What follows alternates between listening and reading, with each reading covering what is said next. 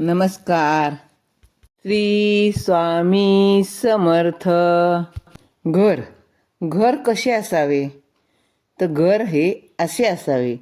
घर असावे घरासारखे, नकोत नुसत्या भिंती.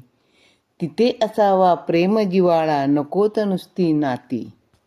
स्वामी म्हणतात, घर असं असावं. आचार विचार घराची आखणी आहे.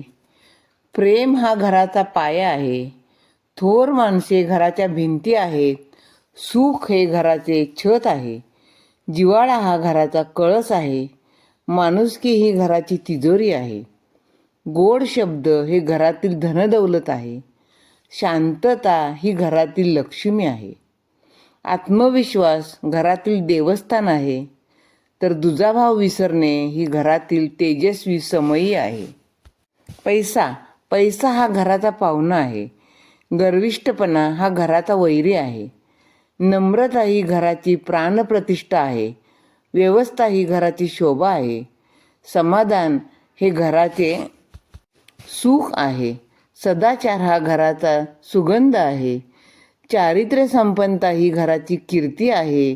अशा घरातच ईश्वराची जागृत मूर्ती आहे. आधी प्रपंच करावा नेटका, मग घ्यावे परमार्थ विवेका. तेथे आळस करू नका विवेकी हो. प्रपंच सांडून परमार्थ कराल तर तेने तुम्ही विवेकी व्हाल. प्रपंच परमार्थ चालवाल तर तुम्ही विवेकी व्हाल.